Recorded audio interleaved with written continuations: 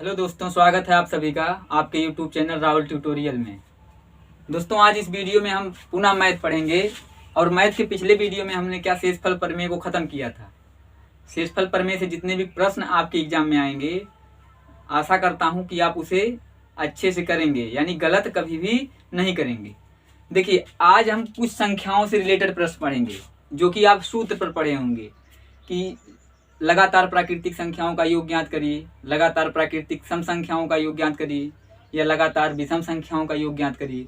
तो जिसे आप सूत्र पर पढ़े हैं, आज मैं उसे बिना सूत्र पर पढ़ाऊंगा, अर्थात आपको सूत्र को रटने की आवश्यकता नहीं पड़ेगी। देखिए, हम दो प्रकार से आपको पढ़ाएंगे। पहला आपको इस तरीके से पढ़ाएंगे जैसे आप पढ़े हैं, अर्थात सूत्र पर।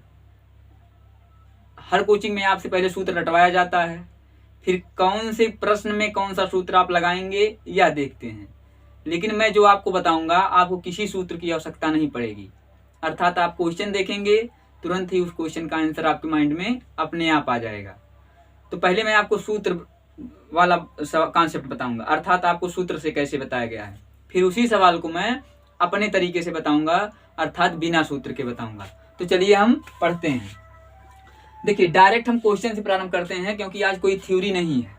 जैसे थ्योरी से मतलब क्या, जैसे डिविजिबिलिटी रूल था दोस्तों, तो उसमें थ्योरी पहले पढ़ाना पड़ता था, या शून्यों की संख्या ज्ञात करना था, या फिर शेषफल प्रमेय ज्ञात करना था।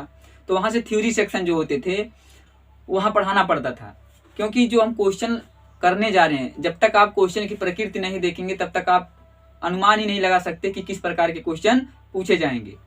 तो उसको प्रारंभ करने से पहले डायरेक्ट हम क्या करते हैं, क्वेश्चन लिख लेते हैं। तब आपको हम बताएंगे कि यह कॉन्सेप्ट कैसे आएगा और इस कॉन्सेप्ट को कैसे लगाकर आप उसका आंसर ज्ञात करेंगे। चलिए पहले क्वेश्चन ही लिख लेते हैं। चलिए, क्वेश्चन 1-2 से नहीं मतलब है, सिर्फ आप क्वेश्चन देखिए। मान लीजिए क्वेश्चन दिया गया है, देखिए ऐसे दे दिया गया, 1 2 3 4 5 6 7 8 तक के संख्याओं का योग ज्ञात करिए, तक के संख्याओं का योग ज्ञात कीजिए, योग ज्ञात कीजिए। ऐसे आपसे प्रश्न दे दिया जाएगा। यह तो क्वेश्चन छोटा है दोस्तों, लेकिन मैं आपको सिर्फ आपके माइंड में कॉन्सेप्ट को घुसेड़ना चाहता हूं कि किस प्रकार से क्वेश्चन पूछे जाएंगे। तो देखिए, यह वीडियो देखने के पहले आपको यह जरूर कंफर्म होना चाहिए कि प्राकृतिक संख्या किसे कहते हैं, सम संख्या किसे कहते हैं, विषम संख्या किसे कहते हैं और अभाज्य संख्या किसे कहते हैं। क्योंकि बहुत से प्रश्न ऐसे होते हैं जहां से डायरेक्ट शब्दों से ही प्रश्न पूछ लिए जाते हैं, अर्थात वहां पर गिनती की काउंटिंग नहीं दी रहती है। तो डायरेक्ट आपसे कैसे प्रश्न पूछ लिए जाते हैं। अब आप देख रहे हैं 1 2 3 4 5, अर्थात 1 से लेकर के 8 तक। कहाँ तक गया संख्या दोस्तों, 1 से प्रारंभ हुआ है और संख्या कहाँ खत्म हो रही है, 8 पे। और कहा गया है क्वेश्चन में कि 1 से लेकर के 8 तक, या ऐसे भी कह दिया जाएगा कि 1 से प्रारंभ होकर लगातार 8 तक की संख्याओं का क्या ज्ञात करिए, आप योग निकालिए। तो आप ऐसे पहले निकालेंगे। देखिए, 1 + 2 + 3 + 4 + 5 फिर 6 और 7 फिर 8 जोड़ेंगे। इस तरीके से भी आप योग ज्ञात कर सकते हैं। देखिए कैसे, अब जोड़ेंगे 1 2 और 1 कितना होता है, 3 3 3 6 6 4 10 10 5 15 15 6 21 21 7 28 और 28 8 कितना होता है दोस्तों, 36। आप इसका आंसर क्या निकालें कि हाँ, आप इसका डायरेक्ट योग कर लिए। 1 से लेकर के 8 तक की लगातार संख्याओं को जब जोड़ा गया तो आपको उसका योगफल कितना प्राप्त हुआ, 36। और आप इसे सूत्र पर पढ़े होंगे। सूत्र पर क्या पढ़े होंगे, आप पढ़े होंगे लगातार n प्राकृतिक संख्याओं का योग, लगातार n प्राकृतिक संख्याओं का योग आपको इस तरीके से पढ़ाया गया होगा, योग। और आपको सूत्र रटवाया गया होगा, n + 1 और बाई 2। यह सूत्र आपको रटवाया गया होगा और शायद आप रटे भी होंगे और आपको याद भी होगा। अर्थात अगर कहा जाएगा कि लगातार n प्राकृतिक संख्याओं का, अब प्राकृतिक संख्याएं किसे कहते हैं आपको पता ही होगा, वे संख्याएं जिनका प्रयोग हम किसी भी वस्तु को गिनने के लिए करते हैं, वे सारी संख्याएं क्या कहलाती हैं, प्राकृतिक संख्याएं। और हमने आपको बताया था प्राकृतिक संख्याएं 1 से प्रारंभ होकर अनंत तक जाती हैं, अर्थात सबसे छोटी जो प्राकृतिक संख्या होती है वह क्या होती है, 1 होती है। और जबकि अगर आपसे पूछा जाए सबसे बड़ी प्राकृतिक संख्या, तो आप बता नहीं सकते हैं, क्योंकि हर एक संख्या के बाद कोई अगली संख्या अवश्य होती है। अब देखिए यहाँ पर यन का मतलब क्या होता है, जो यहाँ यन है, यन का मतलब क्या होता है, नंबर। आप देखिए यहाँ पर क्या है, नंबर। नंबर का मतलब कितने संख्याएं दी गई हैं। यहाँ पर देखिए कितनी संख्याएं दी गई हैं, 1 2 3 4 5 6 7 8, अर्थात नंबर्स, अंकों की संख्या कितनी है, 8 है। अर्थात यहाँ यन का मान कितना है, 8 है। अब जहां जहां पर यन है वहां पर क्या रखेंगे आप, 8 रखेंगे। चलिए रख देते हैं। देखिए 8। अब यहाँ पर गुणे का देखिए, जहां पर कुछ ब्रैकेट के पहले कुछ नहीं निशान होता, वहां पर निशान किसका होता है, मल्टीप्लाई अर्थात गुणे का होता है। अब फिर यन, यन का मतलब फिर 8। अब 8 में जब 1 जोड़ेंगे तो कितना हो जाएगा दोस्तों, 9 हो जाएगा। चलिए हम तोड़ कर ही दिखा दे रहे हैं। देखिए सबसे पहले क्या लिखे, यन के स्थान पे 8, फिर यन के स्थान पे 8 लिखे और प्लस 1 और बाई 2। फिर इसके बाद देखिए क्या करेंगे, 8। अब यहाँ ब्रैकेट है और ब्रैकेट के बाद कोई संख्या है, इसलिए यहाँ बीच में किसका निशान लगा होता है, मल्टीप्लाई का निशान लगा होता है। आप स्वयं ही लगा देंगे।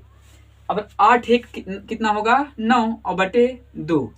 अब आप जानते हैं ये दोनों संख्याएं ऊपर जो दी गई है वह मल्टीप्लाई के रूप में है, तो आप 2 से क्या करेंगे, ऊपरी वाली संख्या में भाग दे देंगे। देखिए 2 1 के 2 और 2 चौक 8, अर्थात अब कितना बचा, 4 गुणे 9। अब और आप जानते हैं 4 9 कितना होता है, 36। तो देखिए आपका वही उत्तर यहाँ भी प्राप्त हुआ जो उत्तर आपको ऊपर प्राप्त हुआ था।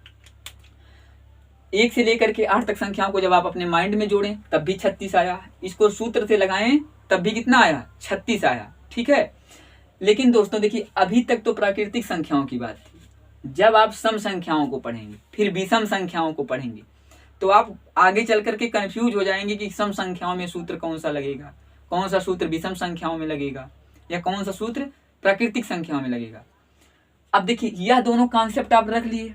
अब देखिए एक मैं आपको बता रहा हूं जो मैं अपने तरीके से बताना चाहता हूं।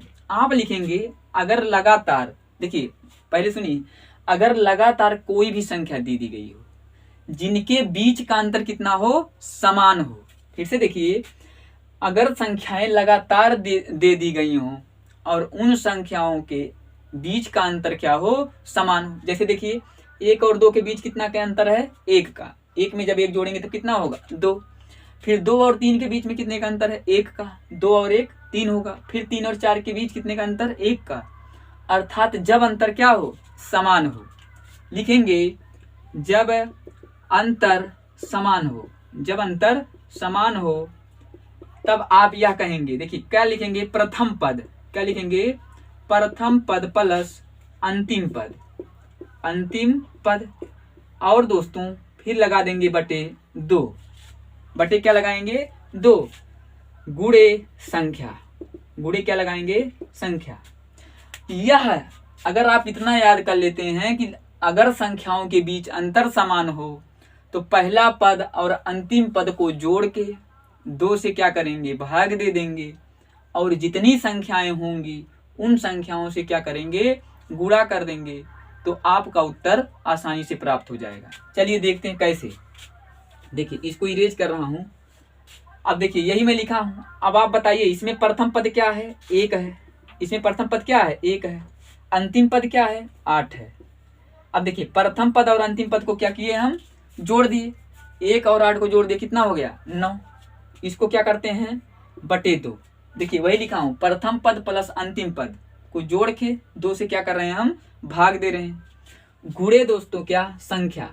अब देखिए संख्याएं कितनी हैं, संख्याएं कितनी है, देखिए 1 2 3 4 5 6 7 8, संख्याएं कितनी हैं, 8 हैं। तो आप यहाँ 8 से क्या करेंगे, गुणा कर देंगे और भाग दीजिए। देखिए 2 1 के 2, 2 चौक 8। अब आप देख रहे हैं 8 में जब 1 जोड़ेंगे तो कितना प्राप्त होगा, 9। और इसमें मल्टीप्लाई कितने से करना है, 4 से, और 9 चौक कितना हो जाएगा, 36 हो जाएगा। आप देख रहे हैं हम 3 प्रकार से इस क्वेश्चन का आंसर ज्ञात किए और तीनों प्रकार में आंसर हमारा क्या आया, सेम आया। तो मेरे हिसाब से अगर आप यह याद कर लेते हैं कि जब जितनी भी संख्याएं लगातार दे दी गई हों उनके बीच का अंतर हर जगह क्या हो, समान हो, तो हमेशा उनके पदों का योग निकालने के लिए प्रथम पद प्लस अंतिम पद बटे 2 गुणे संख्या, अर्थात पहला पद और अंतिम पद को जोड़कर 2 से भाग दे देते हैं और जितनी संख्याएं रहेंगी उनसे क्या कर देंगे, हम गुणा कर देंगे, हमारा आंसर आसानी से प्राप्त हो जाएगा। देखिए और संख्याएं कैसे पूछी जाती हैं, हम इसी क्वेश्चन को थोड़ा चेंज कर रहे हैं और अब लगाना प्रारंभ करते हैं थोड़ा स्पीड से। ऐसे कह दिया जाए, देखिए 1 से लेकर 100 तक, 1 से लेकर के 100 तक की संख्याओं का क्या करिए, योग ज्ञात कीजिए। अब आप अगर 1 से लेकर के 100 तक अपने माइंड में जोड़ेंगे कि 1 + 2 + 3 + 4, तो आपको काफी समय लग जाएगा। कहा क्या गया है, 1 से लेकर के 100 तक, अर्थात 1 2 3 ... कहाँ तक हमें जाना है, 100 तक जाना है। कहाँ तक जाना है दोस्तों, 100 तक। अब आप देख रहे हैं कि इन दोनों के बीच अंतर क्या है, समान है। 1 में 1 जोड़ेंगे तभी 2 होगा, 2 में 1 जोड़ेंगे 3, 3 में 1 जोड़ेंगे 4। अर्थात यहाँ पर जितनी भी संख्याएं दे दी गई हैं उनके बीच का अंतर हर जगह क्या है, समान है। इसको लगाने के लिए क्या करेंगे आप, प्रथम पद क्या है 1, अंतिम पद क्या है 100 है, ठीक, बटे 2। देखिए प्रथम पद प्लस अंतिम पद बटे 2 गुणे संख्या। अब आप बताइए संख्या कितनी है, संख्या 1 से प्रारंभ हो रही 100 तक जा रही है, अर्थात संख्याओं की कुल संख्या कितनी है, 100 है। अंकों की कुल संख्या कितनी है, 100 है। अब देखिए 1 और 100 कितना होगा, 101, मतलब 100 में 1 जोड़ेंगे तो 101 और गुणे 100 बटे 2।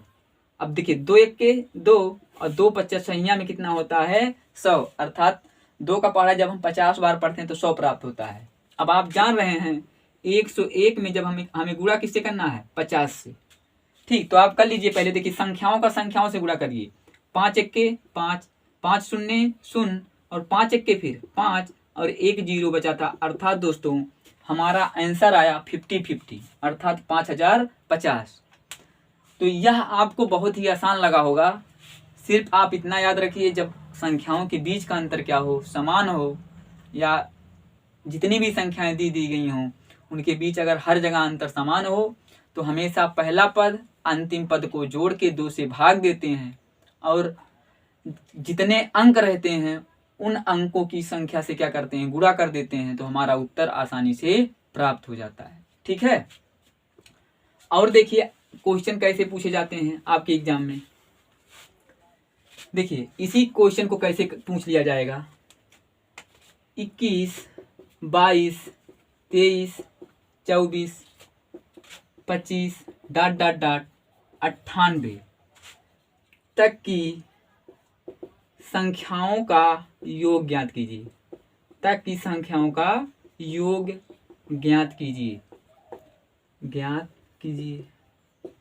अब आप यहाँ क्या देख रहे हैं, संख्याएं 1 से प्रारंभ नहीं हो रही हैं, संख्याएं प्रारंभ कहाँ से हो रही हैं, 21 से, कहाँ तक जा रही हैं, 98 तक, अर्थात संख्याएं 21 से प्रारंभ होकर के लगातार 98 तक जा रही हैं। और 21 के पहले की जो संख्याएं थी वह हमें नहीं दी गई हैं, अर्थात उन्हें हमको जोड़ना नहीं है। तो आप संख्याएं भले ही प्रारंभ 21 से हुई हैं लेकिन इनके बीच अंतर समान है। देखिए 21 और 22 के बीच में कितने का अंतर है, 1 का। 22 और 23 के बीच में कितने का अंतर है, 1 का। 23 24 के बीच में 1 का। 24 और 25 के बीच में अंतर 1 का है, अर्थात अंतर क्या है, समान है। अब देखिए प्रथम पद क्या है, 21, अंतिम पद क्या है, 98। प्रथम पद क्या है, 21 है, अंतिम पद क्या है, 98। भाग कितने से देना है, 2 से। अब बताइए संख्याएं कितनी हैं, 21 से लेकर के अगर 98 तक संख्याएं जा रही हैं तो कुल कितनी संख्याएं प्रयुक्त हुई हैं। तो कैसे आप ज्ञात करेंगे, आप जानते हैं जब संख्याएं 1 से लेकर प्रारंभ होगी तो कहां तक, 98 तक। अगर 1 से संख्याएं प्रारंभ होकर 98 तक जाएंगी तो कुल संख्याओं की संख्या कितनी होगी, 98 होगी। अब देखिए कुल संख्याएं 1 से लेकर के 98 तक कितनी संख्याएं हैं, 98।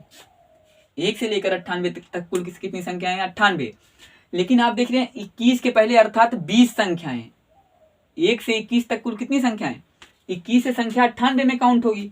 21 के पहले अर्थात 20, 1 से लेकर के 20 तक के संख्याओं को इस 98 में जोड़ा नहीं गया है, अर्थात यदि 20 संख्याओं को हम इसमें से घटा देते हैं तो जितनी भी संख्याएं प्रयुक्त हुई होंगी उसका मान हमें पता चल जाएगा। 21 से लेकर 98, पहले आप 1 से देखेंगे। अगर हम 1 से लेते 98 तक तो अंकों की कुल संख्या कितनी होती? 98 होती। अगर हम 98 में से देखिए 21 के पहले 20 अर्थात 1 से लेकर के 20 तक की संख्याएं कितनी होंगी? 20। 1 से लेकर 98 थी और उसमें से जब 20 हम घटा देते हैं तो आप जानते हैं कितनी संख्याएं प्राप्त होंगी? 78। अर्थात यह उन संख्याओं का मान आ गया है जो 21 से लेकर के 98, अर्थात 21 से लेकर के 98 तक कुल कितनी संख्याएं हैं? 78। अब इसमें हम गुणा कितने से करेंगे? 78 से। 78 कैसे आया होगा? आपको समझ में आया होगा। आपको 21 से लेकर के 98 तक सिर्फ गिनना है। अब अगर आप 21 से लेकर 98 तक गिनेंगे तो आपको दिक्कत होगी। तो पहले आप 1 से 98 तक गिनिए। 1 से 98 तक संख्याएं कितनी हैं? 98। लेकिन यहाँ पर 1 से लेकर के 20 तक संख्याएं प्रयुक्त ही नहीं हो रही हैं, अर्थात 20 संख्याओं को 98 में से क्या करते हैं? घटा देते हैं। तो कुल संख्याएं कितनी प्राप्त हो जा रही हैं? 78। अब देखिए आगे का प्रोसेस हम कर लेते हैं। अब देखिए 1 और 8 कितना होता है? 9, और 9 और 2 कितना होता है? 11। अर्थात 98 में जब हम 21 जोड़ेंगे तो 119 प्राप्त होगा बटे 2, और गुणे कितना करना है? 78। अब अगर 2 1 के 2 और 2 3 आई 6, यहाँ पर एक शेष बचा, यहाँ पर 18 हो जाएगा, और 2 9 18। अर्थात 2 का पहाड़ा जब हम 39 बार पढ़ते हैं तो कितना प्राप्त होता है? 78 प्राप्त होता है। अब 119 में हमें गुणा किससे करना है? 39 से करना है। कर लीजिए। 9 9 81 हासिल 8, 9 1 के 9, 9 8 17, फिर 9 1 के 9 और 1 10, 3 9 27 हासिल 2, 3 1 के 3 2 5 और 3 1 के 3। इसी को जोड़ लीजिए दोस्तों। 1 7 7 14, 5 1 6 और 3 1 4, अर्थात 46 41। अर्थात 21 से लेकर के 98 तक लगातार संख्याएं दी गई हैं जो उनका योग कितना आएगा? 46 41 आएगा। तो हर जगह कॉन्सेप्ट वही लगेगा। कंडीशन क्या होनी चाहिए? उनके बीच का अंतर क्या होना चाहिए? समान होना चाहिए। आपको कितनी भी लंबी संख्या दे दी जाएगी, 1 से लेकर के आपको लाख तक संख्या पूछ ले ली जाएगी, आपको कोई समस्या नहीं होगा। ठीक है। अब देखिए सम संख्या को हम देखते हैं। सम संख्या को कैसे दिया जाएगा? अब आप पहले बताइए सम संख्या किसे कहते हैं? वे संख्याएं जो 2 के पहाड़े में आ जाती हैं।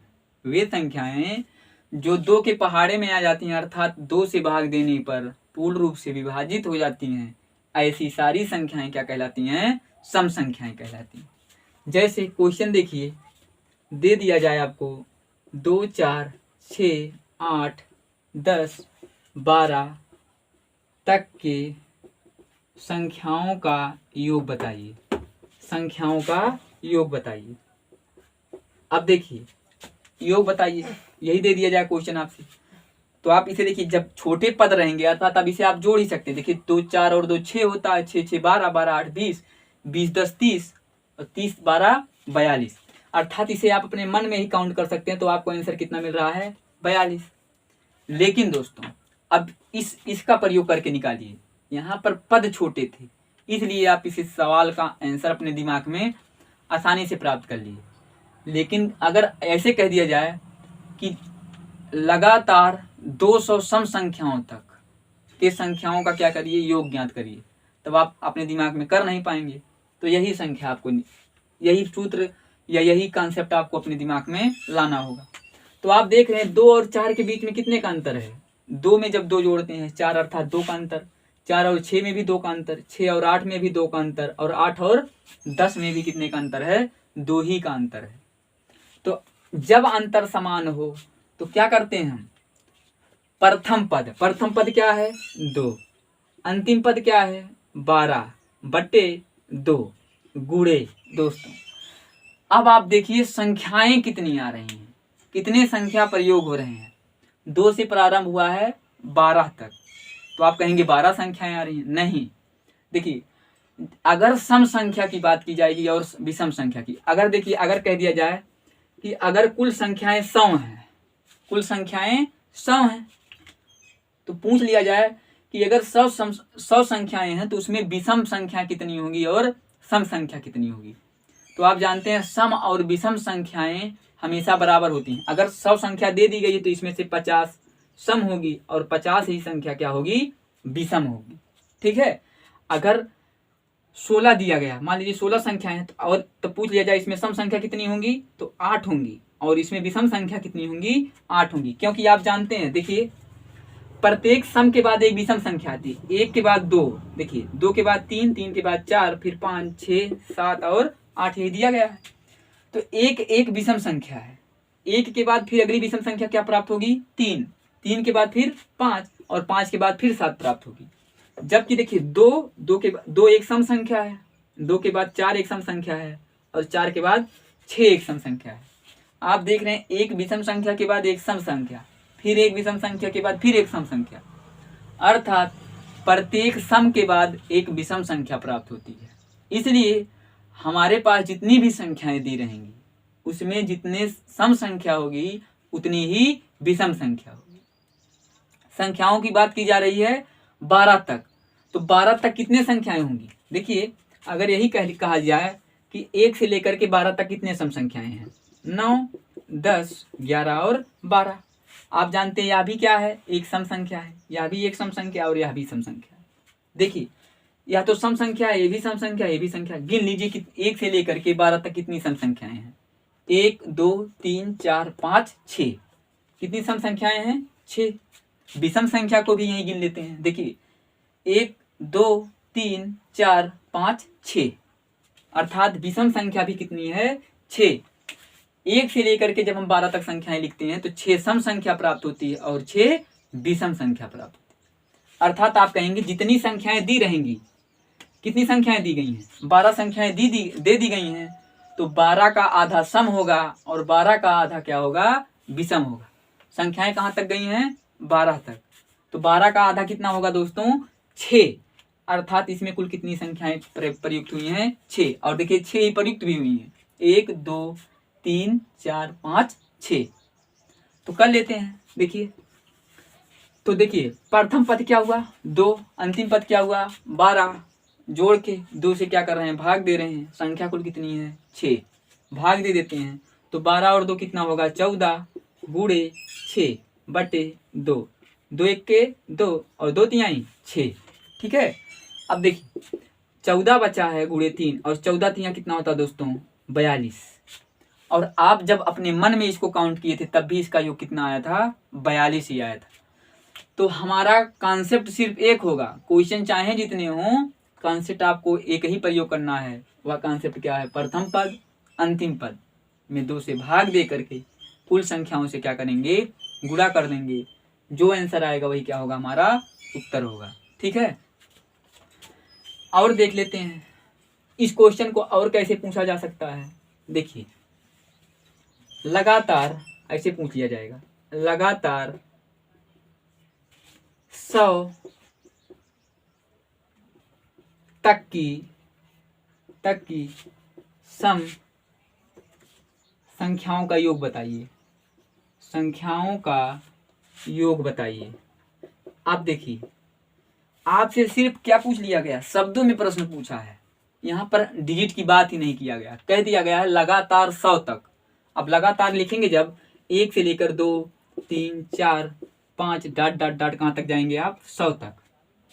तो आप पहले यह बताइए कि अगर हम 1 से लेकर के 100 तक संख्याएं लिख रहे हैं तो सम संख्याओं की संख्या कितनी होगी। मैंने आपको बताया था इसी का आधा, कुल संख्याएं कितनी हैं, 100, और 100 का आधा करेंगे कितना होगा, 50। अर्थात जब 1 से लेकर के 100 तक संख्याएं हम लिखेंगे तो उसमें 50 सम संख्याएं होंगी और 50 ही विषम संख्याएं होंगी। यह कॉन्सेप्ट आप अपने माइंड में बिठा लीजिएगा दोस्तों। कहीं अगर आप कुल संख्याओं की संख्या 100 लिख देंगे तो आपका आंसर तुरंत ही गलत हो जाएगा।